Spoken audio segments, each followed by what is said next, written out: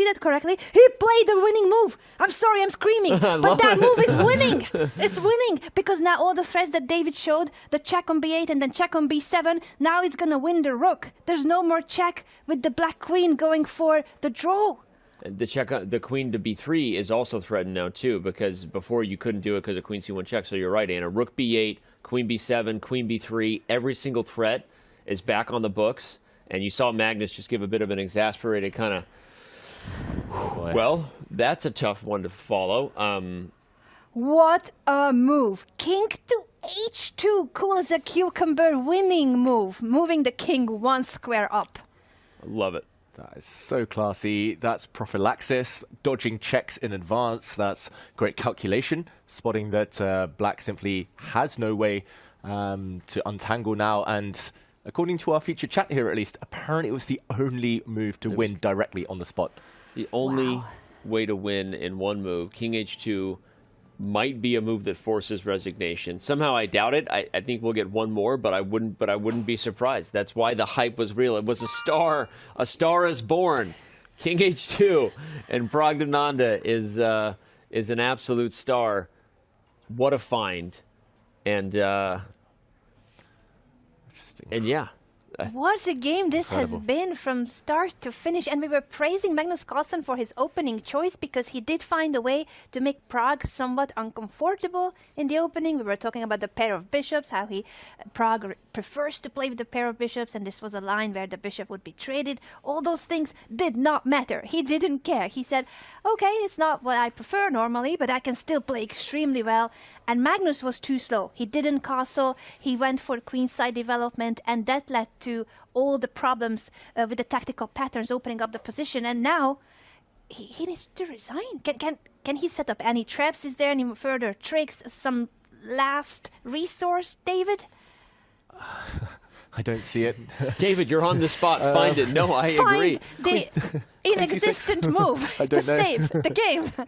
I mean, first of all, incredible accuracy by Parag. I saw a graph a moment ago showing White's advantage. That was really actually emblematic of how smooth he's been, how consistent he's been. Look at that. White's been better throughout, and it's only grown the advantage. What I would try, I think, if I were Magnus, just to try and prolong the fight one or two moves longer, Anna, I would ask one last question. Maybe play the move queen c6 to rule out one of your threats, just to stop rook b8, followed by queen b7. I cover the b7 square. But, I mean... Queen b3. Queen b3. That's the other move that was coming. And threatening checkmate in one is also pretty cool. I have to block. Queen e8 loses the queen, so if you block, I assume you just take d5 and keep marching forward. Yeah. You can check on b4 or a3. Like your check, Anna, and just jump check in. And get into e7. Yeah. Okay, yeah. Even more efficient. The position is completely falling apart at the seams. And look at that game graph. That is a dominating performance start to finish. We call that a wire-to-wire victory. And again, full kudos and shout-out to Parag. I mean, anyone who saw the beginning of the show, I thought that Magnus's approach was kind of brilliant. As someone who's been in a spot where an experienced player just out-transpositions you end up overthinking things and getting yourself in trouble. Parag was using a ton of time on the clock, clearly looked uncomfortable. I think Magnus even had said himself in his first confessional visit that he kind of liked what he had gotten out of the opening, but he also acknowledged it was a provocative choice, it was an edgy choice, and when Parag found it, he never looked back, as you could see. This has been absolutely incredible. Pragnananda is... he's also just comfy there. He works hard at the board, but feels like he has a presence that he knows this is no longer a surprising result for him. He expects to get the job done when he has white against anybody, even if it's Magnus Carlsen.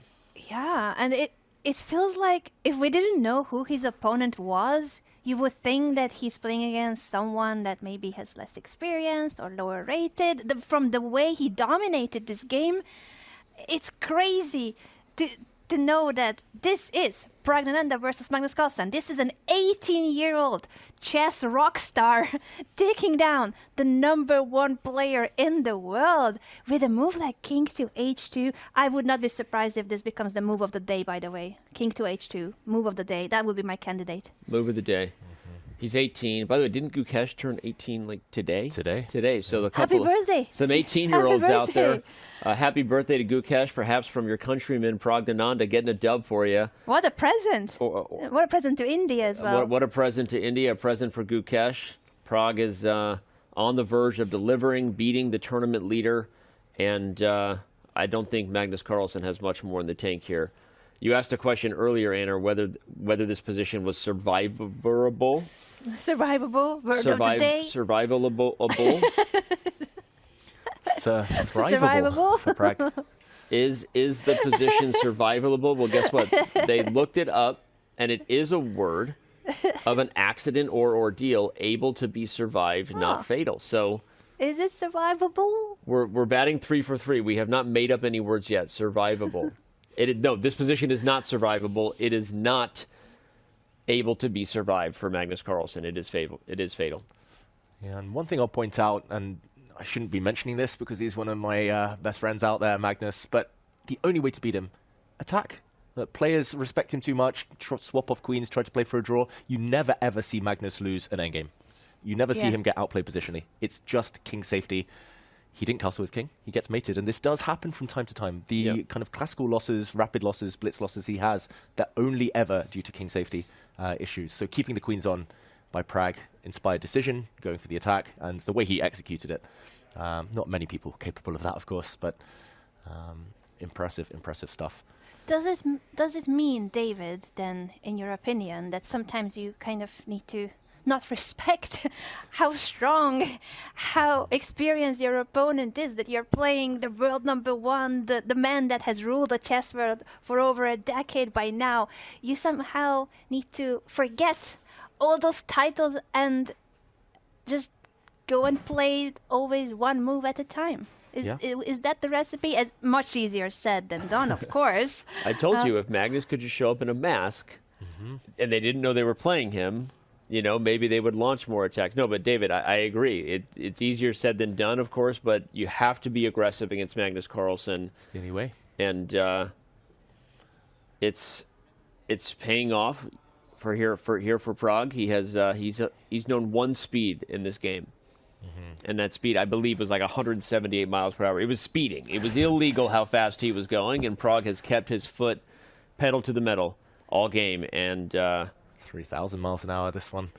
I'm actually just remembering, I was going to mention Qatar Masters, where Magnus lost to a far lower rated player. He got attacked, checkmated pretty much. That was also a hedgehog. So Magnus, maybe the hedgehog isn't his favorite animal after all. This opening coming back to bite him. Interesting. And we really praised him so much for the opening choice, and we thought that Parag was going to be uncomfortable, but he proved us all wrong. He proved us that it didn't matter, that it's not the kind of opening he wanted or that he prepared for. He was ready for the fight no matter what. I love that they are so disrespectful in a way, that they go for it. These youngsters, Pragnananda, Gukesh, they're showing that it's the best approach against the experienced top players of the world, that you just... Oh, I thought that was resignation for a second. Rook to g8. The king almost fell, but it's rook to g8. It does lose the rook, I believe, so I'm not sure what the trick is. David, you spot something? You cannot check. I thought it lost the rook as well, but if you check, the black king hides g7, h8 into the corner. Ah, okay, yeah. That's okay, clever. so it doesn't lose the rook. Yet. It doesn't lose the rook yet. What about our other threat? Our other attempt was queen b3. Queen to Queen b3. b3. And there's no rook takes g2. That was my first thought. Is there a sacrifice by the rook and some sort of renegade perpetual check by Magnus? But I don't think so. Parag is about to play queen to b3. Yep. Yeah, and queen b3 has another idea as well.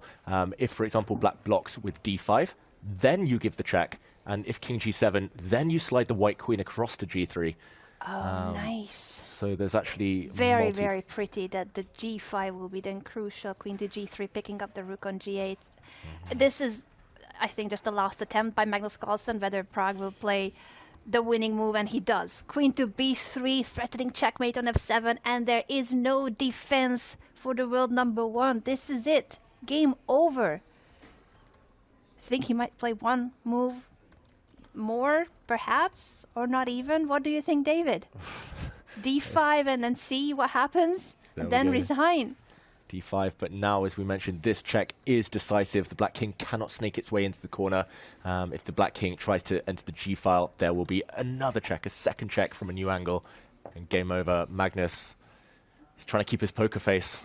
Normally we see more head shakes from Magnus, but I think he respects how much Parag, how accurate Parag has been today. Yes, he definitely respects him a lot. And wow, takes h7. Parag takes the pawn on h7 instead of the check that we were expecting. No, but this is great. Threatens checkmate in 2. Oh, it's perhaps even stronger. With queen to b8 check. There were multiple ways of winning. Multiple ways of winning. Magnus maybe plays queen d6, maybe resigns. Queen d6 is met by queen to b7, because then there will be no more rook sacrifices on g2. And there you go. Magnus Carlsen has resigned. Pragnananda has beaten the world #1, the former world champion, but greatest player of all time, arguably, Pragnananda. The future is bright.